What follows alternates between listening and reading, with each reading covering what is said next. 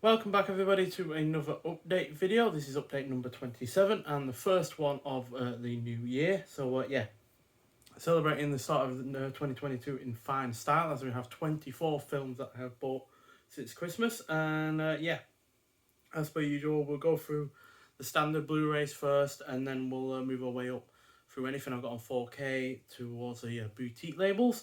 So yeah, the first one I got on Blu-ray is Doctor Terror's House of Horrors, starring the late great Christopher Lee and Peter Cushing, as well as Roy Castle, who I don't think I've seen anything from before, but also Donald Sutherland, who I've seen plenty from before, and it's an anthology film. I'm not really sure how many stories. I think it's like 3 or 4, maybe 5. But yeah, still one of the better anthology horror films out there, although not quite as good as something like Creepshow. But yeah, well worth watching, and the disc is also printed as well, so at least it's got that going for it. But yeah, oh dear, the case has not decided. Oh well, I'll leave that later. But then we'll move on to something completely different, the South Korean psychological thriller Burning. Now this is absolutely fantastic. It's really captivating. It's 2.5 hours long, but trust me, that time pretty much flies by. And this has got a nice slip cover going for it as well.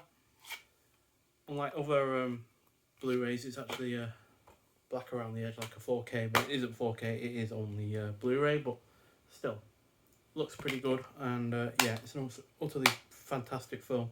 And as Sight and Sound says on the back, teams with ambiguity, inevitability and sublime mystery, and that is a pretty good way to sum it up, to be honest. And then we have the horror film The Limehouse Golem, starring the great Bill Nighy, as well as Olivia Cook and Douglas Booth. And I really enjoyed this. I know some people have problems with it, but as far as, period set horror films go, or that have been released in the last 10 years or so, this is really rather good. And you've also got a pretty decent British cast overall, with the likes of Daniel Mays and Sam Reed, Henry Goodman, Eddie Marsan. So pretty solid film all around. Came out in 2016, so not the newest of films, but far from the oldest as well. And another horror film, the third film in a trilogy that is probably not going to get any more, but which is a shame. But Annabelle Comes Home. This is actually my favourite of the 3 Annabelle films. Sorry about the lighting, I will get that sorted out at some point. But yeah, this is my favourite of the 3. Didn't really like the first one at all. Like the second one substantially more, and like this ever so slightly more than that one. So my favourite of the 3. Does help that it's got the 2 cast members from the Conjuring films in there as well, although not full length of the film, but still pretty good that they're in it as well. And then another horror film. I've been getting a lot of horror films lately. The Autopsy of Jane Doe, starring the great Brian Cox and Emile Hirsch. And it's pretty much just those two throughout the entire film in a morgue, looking over a body that is there, which has more to it than just the fact that they've died. It's a lot more creepy than that, and it does a really good job of it. And delves right deep into the whole autopsy process, but then also gets really good in terms of the mystery element to it as well. And then we have a sequel again, Poltergeist II. Now, I've been looking for the longest time for this to be on its own, because it's usually been in a box set with the first one and the third one. I already have the first one, and I love that film, but I'm not a massive fan of the third one. But I do find this to be a really rather underrated sequel. So, but finally found it on its own. It came out in 2020, this version, so I don't know why it's taken me so long to find it, but really glad to have found it, because like I said, I find it to be an underrated sequel, and a really rather solid follow-up to the first film. Then the final, more basic Blu-ray, although this is from Final Cut Entertainment, who I've had stuff from before, 633 Squadron. So World War II set film, dealing with fighter pilots and trying to fight off the Nazis during World War II, basically. And got Cliff Robertson in it, and it's overall a really rather solid film. Not the best World War II set film, especially from the 60s, because there were you know, so many films from the 60s that were set during World War II. But yeah, 1964, 633 Squadron, The Winged Legend of World War II is the subtitle there on it. But yeah, still, really, really good film. And yeah, I was really impressed by it. And again, surprised that this kind of thing got a Blu-ray release, really, to be honest, because when I watched it and ended up reviewing it and researching it after watching it, it didn't seem to be all that popular. But yeah, still glad it got a Blu-ray release. And the only 4K release I got was the It 2 film collection. Now, normally I would buy, you know, 2 films, you know, first film and the sequel on their own, but this was so much cheaper as a 2-parter rather than, you know, singly. Looking at nearly like 60 quid for the 2 of them separately, but these 2 together, £33 plus 30% off on a Zavvi sale. So yeah, well worth getting on its own. And I actually really rather enjoy these films. I know some people have their problems with it, and I can see why, especially when it comes to the second film, which, you know, it's like 2 hours, 50 minutes long or whatever. But yeah, I do really enjoy them, and they've got a fantastic cast, and they're not, you know, PG-13 horror. They're, you know, solid 15 rating and whatever. And yeah, I think it's scary enough in a lot of ways, and has some great visuals. And the second film at least has a really, really rather great adult cast. Right, on to the 2 premium. Yeah, we've got 2 boutique labels here that I only got a singular release from, but the first of which is Broken Arrow from Plan B Entertainment. This is only the second film I've bought from them, the first being Firestarter. But yeah, this stars James Stewart, and it's a really, really rather solid Western. Depicts Native Americans in a far more sympathetic manner than you would expect from a 72-year-old film. And yeah, I think it does a good job of that. Obviously, I would have liked it more had it had actual Native Americans playing Native American characters. But outside of that, yeah, I think it does a really, really good job. And James Stewart is as great as usual. And it's a nice double disc edition as well. So yeah, really enjoyed it. And that was a blind buy, actually. The rest of these outside of Broken Arrow haven't been a blind buy. I'll tell you when they have been. But yeah, that is the first blind buy of the bunch so far. And then we have Point Blank, starring the late, great Lee Marvin, directed by John Borman, who I think also did Excalibur that I showed off when I got it over Christmas. And yeah, this is a really rather solid crime film from 1967. It's number 37 in the premium collection. So quite a, you know, first timer in the premium collection, really rather early on in the journey of that collection being released. So Blu-ray and DVD release. And yeah, as per usual, you get art cards with this. No poster though, which is a bit of a shame because I think the artwork would have been pretty good. But these are the art cards. So Lee Marvin in a bit of a fisticuff with someone there. Then with a lady friend that he's got. One of the posters, one that was on the Blu-ray cover.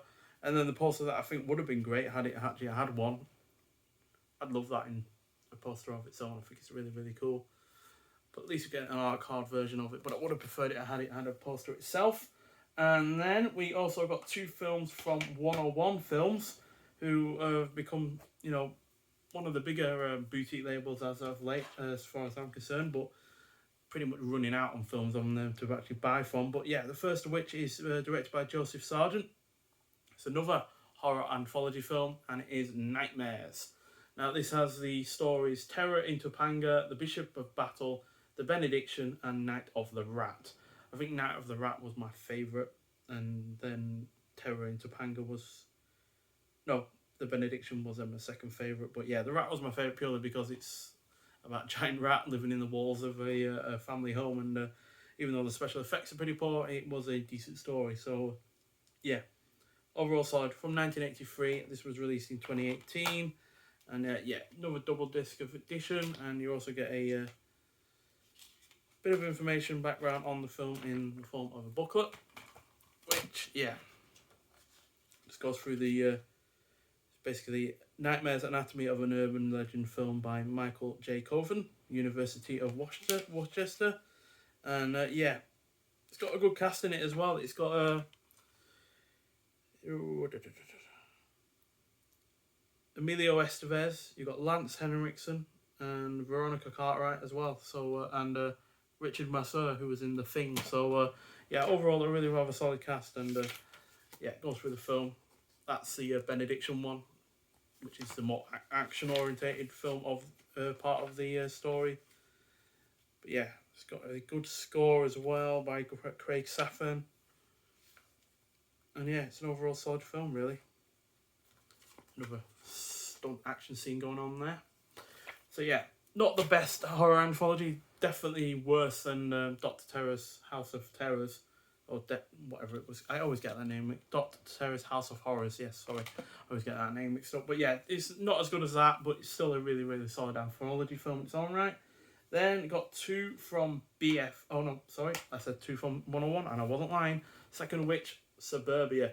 Now, this is directed by Penelope Spheris, and it was actually produced by Roger Corman, and it's not the kind of film I expected him to produce, quite frankly. But yeah, this had a complete cast of unknowns, purely to get the gritty kind of punk scene style that it was going for. And yeah, this is a pretty harsh and pretty downbeat kind of film, but absolutely fantastic despite that, or because of that in some way as well, to be honest. So yeah, really nice slipcover on it. It's not the solidest of things, but it's still got really rather nice artwork going for it.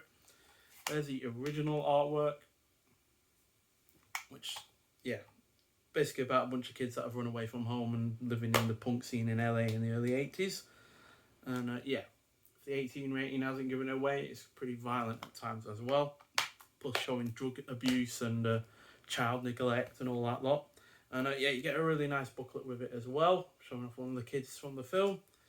And yeah, just goes through the film basically. Contents, we got Punks in Suburbia by John Tarleton, and then Before Suburbia, Gangs on Film by Barry Forshaw. Yeah, I really like the way it's presented in terms of, you know, being looking like newspaper cuttings and stuff like that, intertwined with shots from the film. And yeah, it's a pretty solid film. I wasn't expecting it to be great, and yeah, it is. So yeah, really glad 101 gave it the chance to be shown on Blu-ray, because I doubt it was easy to come by before that. And then finally, finally in terms of only having 2 releases per boutique label, we have from BFI, Romeo is Bleeding. Now, a lot of people hate this film. I don't know why, because even though, yeah, it's not the most in-depth film noir or neo-noir film going, it's still got a fantastic cast, a brilliant premise. You know, you've got the likes of Gary Oldman and Juliette Lewis and Roy Schneider in this. You got a great score by Mark Isham, who also did the score for the likes of The Hitcher, which is one of my all-time favourite films. And yeah, solid Blu-ray release as well. It looks pretty damn good on its Blu-ray. This was a blind buy. Only the second one so far. But yeah, really rather superb blind buy. Got more essays inside, like the previous films that I've shown off. And yeah, more shots from the film. So yeah, really, really enjoyable. A little bit ambiguous at the end, but in a way that, you know, at least means you can spur off a conversation about it at the end of the day. And then finally from BFI, we have Eyes Without a Face, or as in French, Les Yeux Sans Visage. I'm probably saying that wrong. And yeah, this is easily one of my favourite French films going. Also inspired the Billy Idol song, Eyes Without a Face, if you didn't know. And yeah, double disc edition again, Blu-ray and DVD. And yeah, I figured since I've been getting into my French films in other regards, like Le Samurai and Le Cercle Rouge, that I may as well get, you know, another French film that I'd already enjoyed on physical release as well. And again, another booklet. If you've seen the film The Skin I Live In, this was kind of an inspiration for that. But yeah, really solid French film. Psychological horror, body horror, some kind of regards to that. Definitely a horror film, but mixes in the psychological and the body horror in some ways as well. And then we got 3 films from SignalOne. First of which is the film noir classic Kiss of Death. Standard release, so just a Blu-ray, nothing else special about it. But yeah, a really, really good film noir. And you've got Richard Widmark in there as well, who, quite frankly, is king of several films from that period. It was also in Panic in the Streets, which is another superb film. And then we have Hidden Agenda. Now, this is a blind buy. I have not seen it yet, but given it's got Frances McDormand in it, Brian Cox, and Brad Dourif, and it's directed by Ken Loach, I'm sure it can't go wrong. And yeah, conspiracy thriller film, 1990 release, and yeah, I hope it's pretty good. I have heard good things about it, but then I've heard some not good things about it, so hopefully it's more on the latter side, or former side even. And then finally, from SignalOne, it's in a different kind of style to than usual. It's that's how SignalOne films are usually represented, with a blue logo, but this has the red logo around it, as you can see. I hope you can see. And yeah, it is The Earth Dies Screaming. Not a great film by any means, quite cheap. It's only 63 minutes long, and it looks like it was done in an evening, pretty much, because it's directed by Terence Fisher, who was more, well known for doing the Hammer horror kind of films. But yeah, it's a pretty solid film, and I do like the colour palette it's got going on the inside, pink and yellow, kind of like Mothra really. And yeah, but you know, it's a sci-fi film, invasion sci-fi film. Kind of basic, but still enjoyable enough. And yeah, since I'm a fan of those kind of 50s B movies, it needed to be in my collection, quite frankly. And yeah, SignalOne were having a sale on, so it was well worth getting. Now, finally, we have 6 films from Eureka, 2 of which are in the same release, and they are the horror double feature Nightwing and Shadow of the Hawk. Really enjoyable films, to be honest. Not great by any means. I think I gave Nightwing 3 stars and Shadow of the Hawk 3.5. But yeah, I do like them. And unlike Broken Arrow, this does have Native American actors playing in the roles of Native Americans. So yeah, really enjoyable double horror feature, really. And again, it's a case of these kind of pretty much unknown kind of films getting a really solid release. So yeah, Nightwing is about deadly bats, and Shadow of the Hawk is about a guy trying to, you know, discover his past history, coming to terms with it, and yeah, helping out people via his own natural inherited kind of means. I can't remember entirely. It has been a while since I've actually seen them, but yeah, I do remember enjoying them. Got the cast and crew details there. So yeah, Nightwing, you have David Warner, who was in several good films, and then in Shadow of the Hawk you have Jan Michael Vincent, who was also in a couple of good films as well. And yeah, but like I said, not spectacular films by any means, but you do get some nice write-ups inside and stuff. So yeah, overall really rather solid. Not my favourite double feature that Eureka have done. I preferred Battle in Outer Space and The H-Man, both done by Isho Honda, but yeah, still a solid pair of films. And yeah, then we have from John Frankenheimer, starring Rock Hudson, Seconds. Now, this is the 9th film that I now own from John Frankenheimer. 9 films out of 11 I now own from him that I have seen. Yeah, this isn't my favourite. I was on a bit of a John Frankenheimer, you know, rush in 2019, I think. I think I watched about 6 or 7 of his films. This was one of them. Not my favourite by any means. Certainly preferred the likes of Grand Prix or Birdman of Alcatraz, but this is still pretty damn good. And yeah, really weird. Got some really inventive cinematography on the go as well. A nice double feature. And again, like other films that I've seen, again, it's got a booklet. So yeah, Jerry Goldsmith did the score, which is pretty good. And yeah, Rock Hudson is really good in the lead role. And again, like Eyes Without a Face, really, it's got some kind of like body horror aspects to it. So yeah, a little bit of a link up there. So yeah, really solid film, solid 4-star film, but like I said, not quite as great as the other films I've seen from John Frankenheimer in the same year. And then a next one is another blind buy, Champion. Not seen this yet, but I've heard amazing things from it, and it's got Kirk Douglas in the leading role, who's been in several of my favourite films. And yeah, I figured I'd give this a chance since I really rather enjoyed the setup, which was dealing with boxing. And this is also dealing with boxing, as you can probably tell. And yeah, since I heard even better things from this than I have from the setup, I figured since I really enjoyed that film, surely I'm going to enjoy this film as well. So yeah, again, got a nice booklet, going through the cast. I've only think I've heard of Kirk Douglas out of the film, but yeah, still, again, more write-ups. One there called In the Ring, On the Screen, Boxing and Cinema by SB Caves. And yeah, viewer notes, Blu-ray credits and the like. So yeah, really looking forward to finally getting around to see that. Like I said, I've heard great things about it, so I do hope it lives up to those expectations. And I think this is, fourth and final blind buy, Marty, starring the great Ernest Borgnine. And this is released in 1955, and it's one of only 2 films to ever receive the Palme d'Or at the Cannes Film Festival, as well as an Academy Award winner for Best Picture. The only other film is A Lost Weekend, which I also already have. So figured one of only 2 films to ever achieve both of those awards. It must be pretty good. And nice double feature.